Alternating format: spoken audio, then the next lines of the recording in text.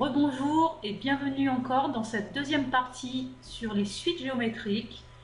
Nous sommes sur le site bostemath.com et dans cette vidéo, je vais t'expliquer comment les suites géométriques interviennent véritablement dans des sujets de bac ES ou de bac S. Alors à tout de suite pour comprendre tout ça. Alors en général, dans les sujets de bac, les suites géométriques interviennent en tant que suite auxiliaire. Alors qu'est-ce que ça veut dire suite auxiliaire? Ben voilà, je t'explique le principe. Au départ, tu as une suite UN qui est un peu compliquée à étudier. Alors en général, en ES, ce sont souvent des suites arithmético-géométriques. J'y reviens juste après. En S, ça peut être des suites arithmético-géométriques ou ça peut être des suites encore plus compliquées. Et donc, pour pouvoir étudier cette suite UN compliquée, on va introduire une deuxième suite VN, évidemment en rapport avec la première suite UN. C'est cette suite VN qui est ce qu'on appelle la suite auxiliaire, la suite qui va nous aider à comprendre UN. Et bien en fait, on va montrer que cette suite VN est géométrique, et grâce à ça, ça va nous aider à mieux comprendre la suite UN qui était compliquée au départ. On voit ça tout de suite sur des exercices type bac. Alors voici un premier exemple plus spécifique pour le bac ES. Alors en fait, je l'ai tiré d'un sujet de bac qui a été donné en Amérique du Nord en mai 2013. Donc tu vois, c'est très récent. Alors voici l'exercice. On va nous donner une suite UN par U0 égale 42 et UN plus 1 égale 0,95 UN plus 4. Donc ça, c'est typiquement le cas d'une suite qu'on appelle arithmético-géométrique, puisque ici, tu as une partie géométrique, 0,95 fois UN, et plus 4, c'est une partie plutôt arithmétique. Alors tu vois que c'est une suite un peu compliquée, et donc on va introduire une deuxième suite VN qui est égale à UN moins 80. On va montrer que la suite VN est géométrique. Alors je te rappelle que une suite est géométrique si on a Vn plus 1 égale à une constante Q fois Vn. Donc ça, c'est pour rappeler la formule. Alors, donc, je vais essayer d'arriver à cette formule. Donc, je vais me fixer un entier n et je vais commencer par calculer Vn plus 1. Alors, j'ai pas beaucoup le choix, hein. Vn, elle est donnée par cette formule, donc Vn plus 1, ce sera égal à Un plus 1 moins 80. J'ai toujours pas beaucoup de choix puisque Un plus 1 est donné par cette formule, donc je vais remplacer. Ça va me faire 0,95 Un plus 4, et je n'oublie pas, moins 80. Alors, ça nous donne 0,95 UN, et plus 4 moins 80, ça fait moins 76. Alors, ici, c'est l'étape cruciale.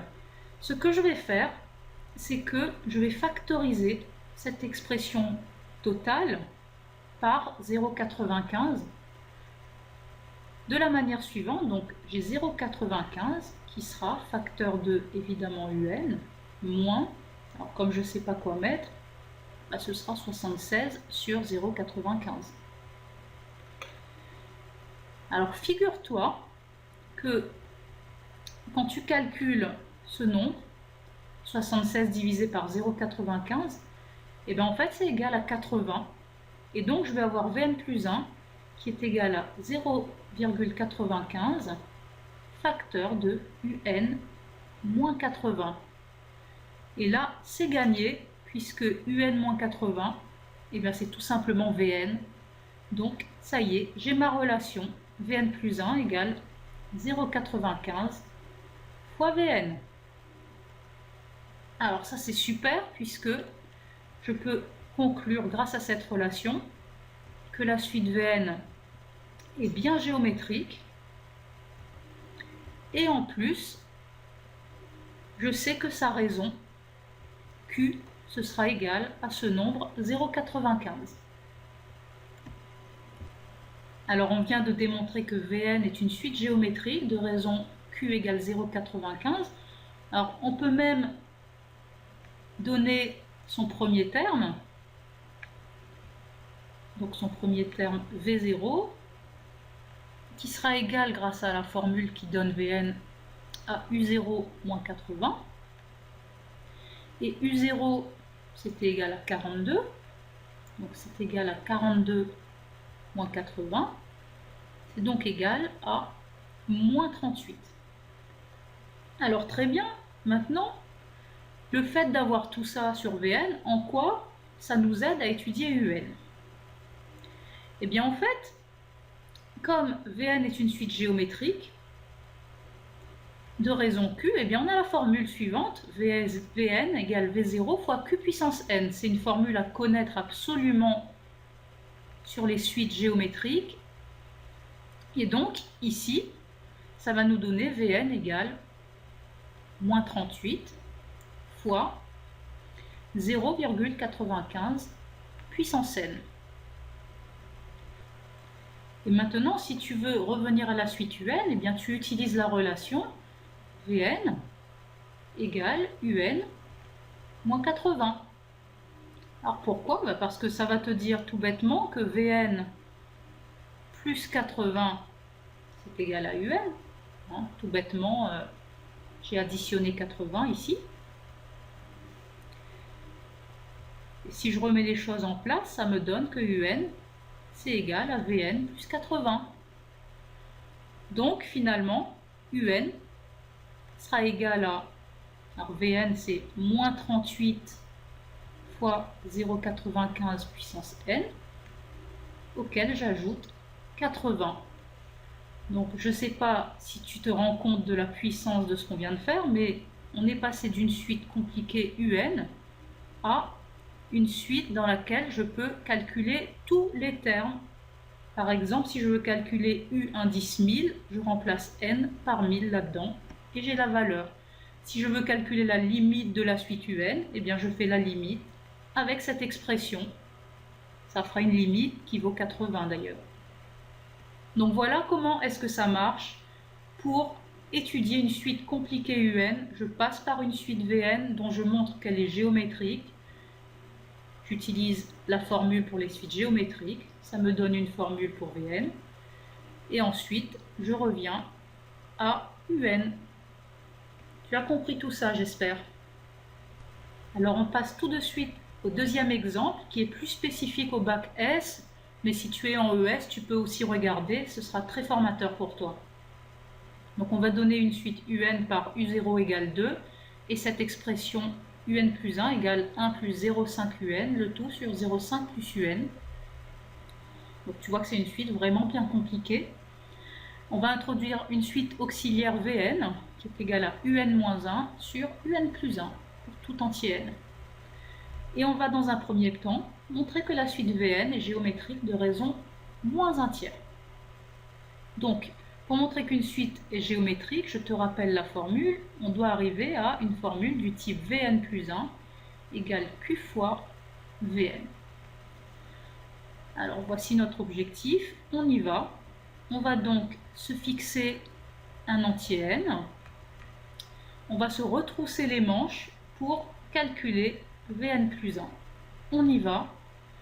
Ici, on a la formule qui nous donne Vn. Et bien pour calculer Vn plus 1, on remplace tous les n par n plus 1.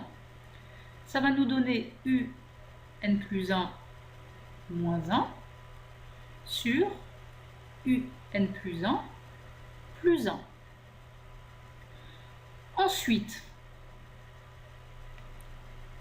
on va remplacer Un plus 1 par son expression qui est là.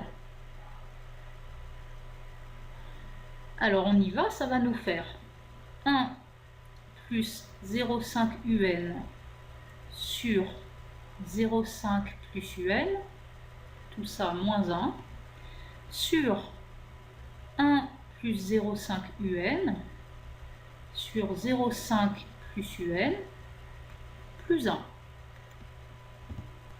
On poursuit le calcul ici, Vn plus 1 égale. Alors, pour le numérateur, on va tout mettre sur 0,5 plus Un.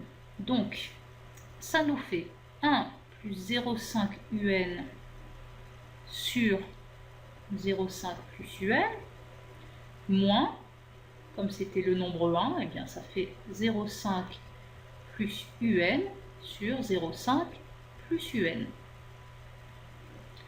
Au dénominateur, c'est la même chose, je vais tout mettre sur 0,5 plus un. Donc, ça nous donne 1 plus 0,5 un sur 0,5 plus un, plus 1, c'est-à-dire 0,5 plus un sur 0,5 plus un. Alors, on poursuit. Au numérateur, maintenant que tout est au même dénominateur, eh bien je garde le dénominateur 0,5 plus un et je calcule les numérateurs. Alors, je vais avoir 1 plus 0,5 un moins, attention, le moins va porter sur toute cette expression. Donc ça va faire moins 0,5 et moins un. Alors, 1 moins 0,5, déjà, ça fait 0,5. Et 0,5 un moins un, moins 1 un, donc ça fera moins 0,5 un, si tu calcules bien. Pour le dénominateur, alors tout est sur 0,5 plus un, donc je vais tout rassembler, 0,5 plus un, et je vais faire 1 plus 0,5 un, plus 0,5 plus un au numérateur. Alors 1 plus 0,5, ça fait 1,5, plus 0,5 un plus 1 un, c'est-à-dire plus 1,5 un. Alors voilà où on en est. Et pour faire cette division de deux fractions, eh bien ce que je vais faire, c'est que je vais garder la première fraction, donc 0,5 moins 0,5 un sur 0,5 plus un, et je vais multiplier par l'inverse de la deuxième fraction, donc 0,5 plus un sur 1,5 plus 1,5 un. Alors, l'avantage, c'est que tu vois que maintenant, 0,5 plus un, en haut et en bas, ça se simplifie. Et donc, il me reste, Vn plus 1 égale 0,5 moins 0,5 un au numérateur sur 1,5 plus 1,5 un au dénominateur. Alors, on n'a pas terminé. Qu'est-ce qu'on peut faire encore avec tout ça? Eh bien, au numérateur, tu vois bien que je peux factoriser par 0,5 par exemple. Donc, ce sera facteur de quoi? Eh bien, ce sera facteur de 1 moins un. Et au dénominateur, tu vois que je peux factoriser par 1,5. Ce sera facteur de 1 plus un. Alors, je ne sais pas si tu visualises bien, mais en fait, ici, là, 1 moins un sur 1 plus un, c'est quasiment Vn. Tu vois, on a bien le 1 plus un en bas. En revanche, en haut, on a un moins 1. Donc, pour le numérateur en haut, eh bien, je vais factoriser plutôt par moins 0,5, histoire de bien faire apparaître l'opposé, c'est-à-dire un moins 1. Et en bas, je laisse tel quel, donc j'ai 1,5, facteur de 1 plus un ou un plus 1, c'est pareil. Au final, je me retrouve avec moins 0,5 sur 1,5 Vn, puisque tu constates que ici, j'ai bien obtenu Vn. Alors, on vient d'obtenir Vn plus 1 égale moins 0,5 sur 1,5 Vn. Ça suffirait à dire que la suite Vn est géométrique, puisqu'on a bien cette relation, Vn plus 1 égale Q fois Vn. Mais je vais quand même simplifier un petit peu cette fraction Q. Alors tout d'abord, ce qu'on peut faire, c'est multiplier en haut et en bas par 10. Ça va me faire moins 5 sur 15 Vn. Et ensuite, je vais diviser en haut et en bas par 5. Et donc, ça va bien me faire moins 1 tiers de Vn. Donc, je viens d'obtenir Vn plus 1 égale moins 1 tiers de Vn. Et donc, je peux conclure que la suite Vn est une suite géométrique. Et en plus, je peux donner sa raison. Q est égal à moins 1 tiers. Alors, tant que j'y suis, on va pouvoir calculer également son premier terme, V0, qui est égal, alors si je remplace dans cette formule, à U0 moins 1 sur U0 plus 1. U0, lui, il est égal à 2, donc ça va me faire 2 moins 1 sur 2 plus 1. Et au final, V0 est égal à 1 tiers. Alors on vient de prouver que la suite Vn est géométrique de raison Q égale moins 1 tiers et de premier terme V0 égale 1 tiers. On peut donc dire que comme la suite est géométrique, eh bien pour tous les entiers n, je vais avoir la formule suivante, Vn égale V0 fois Q puissance n. Je le redis encore, formule à connaître par cœur pour les suites géométriques. Ça va me donner donc Vn égale 1 tiers fois moins 1 tiers à la puissance n. Alors par exemple, comment est-ce que je pourrais calculer la limite de la suite Vn? Ça, c'est une question qu'on pourrait avoir dans un sujet de bac. Eh bien, tout d'abord, je vais faire la limite de cette expression Q puissance n et ensuite, je vais multiplier le résultat par 1 tiers. Alors, tu dois savoir que si Q est compris entre moins 1 et 1, alors, quand tu fais la limite de Q puissance n, quand n tend vers plus l'infini, eh bien c'est égal à 0. Voilà, c'est un résultat à connaître. Donc ici, comme ma raison Q qui vaut moins 1 tiers, elle est bien comprise entre moins 1 et 1, eh bien alors je peux dire que la limite lorsque n tend vers plus l'infini du terme moins 1 tiers à la puissance n, de Q puissance n, c'est égal à 0, d'après le résultat qui est ici. Et donc, si je multiplie ce résultat par 1 tiers, 0 fois 1 tiers, ça fait 0, je vais pouvoir donc conclure que la limite lorsque n tend vers plus l'infini de Vn, eh bien, c'est égal à 0.